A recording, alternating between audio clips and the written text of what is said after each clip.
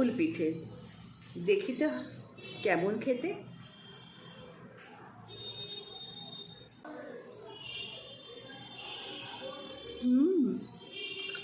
Very interesting.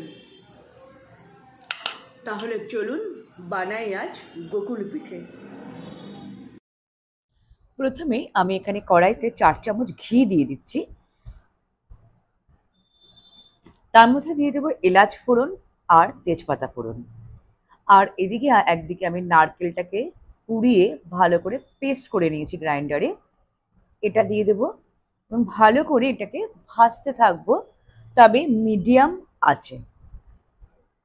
কখনোই আঁচটা বাড়ানো যাবে না, তা না হলে ঘি আর নারকেল পুড়ে যেতে পারে। এবার আমি দিয়ে দিচ্ছি আগে থেকে জাল দিয়ে রাখা ঘন করে দুধ। এটা ভালো করে ফুটতে দেব। এরপর আমি এর মধ্যে দিয়ে দেব বাড়িতে বানানো খোয়া ক্ষীর। একটু ধৈর্য নিয়ে এই পুরটা বানাতে হবে। যারা আমার চ্যানেলটিকে সাবস্ক্রাইব করেছেন তাদেরকে অসংখ্য ধন্যবাদ, আর যারা এখনো করেননি প্লিজ সাবস্ক্রাইব করে পাশে থাকবেন। পাশে থাকা বেল আইকনটি প্রেস করে রাখবেন যাতে আমার রান্নার নোটিফিকেশন সবার আগে আপনার কাছে পৌঁছে যায়। এরপর দিয়ে দিচ্ছি নলেন গুড়।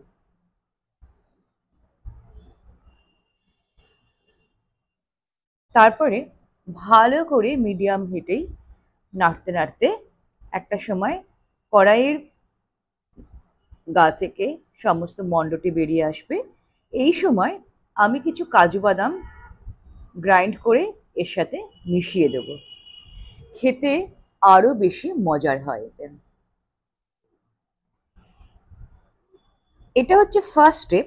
এই স্টেপটাতে এবারে মণ্ডটা অর্থাৎ যে পুরটা আমি তৈরি করলাম সেটা ঠান্ডা হতে দেবো, কারণ ঠান্ডা না হলে এটাকে দিয়ে আর কাজ করা যায়। এবার সেকেন্ড স্টেপ, এখানে 2 কাপ ময়দা নিয়েছি, তার সাথে নিচ্ছি 1 কাপ সুজি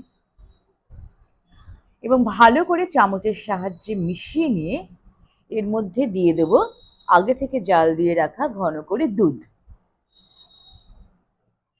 নিয়ে একটা খুব ঘনও নয় আবার খুব পাতলাও নয়, একটা ব্যাটার তৈরি করব।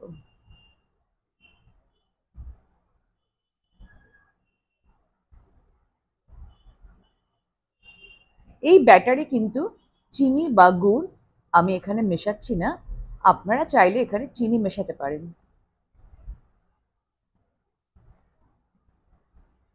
এরপরে দেখুন যে পুরটা আমি বানিয়েছিলাম সেই পুরটা থেকে ছোট ছোট লেচি কেটে এইভাবে হাতে ঘি মাখিয়ে নিয়ে, অবশ্যই ঘি মাখিয়ে নেবেন নাহলে কিন্তু গন্ধ আসবে, একটা পেটার আকারে গড়ে নিচ্ছি।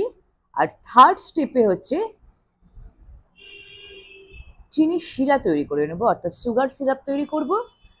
কিছুটা পরিমাণ জল দিচ্ছি, জলের সাথে এলাচ আর তেজপাতা দিয়ে দিচ্ছি, দিয়ে এটা মিডিয়াম হিটে ফুটতে দেবো। শিরাটা মাথায় রাখতে হবে, শিরাও কিন্তু খুব পাতলা হবে না বা খুব ঘনও হবে না। এবারে একটা কাঁটা চামচের সাহায্যে ব্যাটারের মধ্যে পেড়াগুলোকে ডুবিয়ে ডুবো তেলে ভাজতে হবে। এটা চাইলে কিন্তু আপনারা ঘিতেও ভাজতে পারেন, তবে আমি এখানে সাদা তেলে ভেজেছি। একদম মানে সিমে ভাজতে হবে, অর্থাৎ লো সিমে ভাজতে হবে, যাতে ভেতরটাও ভালো করে ভাজা হয়। এই দিকটা কিন্তু খেয়াল রাখতে হবে। দেখুন কিভাবে ভাজছি আমি, আরেকবার দেখিয়ে দিচ্ছি, কাঁটা চামচের সাহায্যে নিচ্ছি। এইবারে সমস্ত তেলটা ছাঁকনির মধ্যে ছেঁকে নেব, নিয়ে রসের মধ্যে ডুবিয়ে দেব।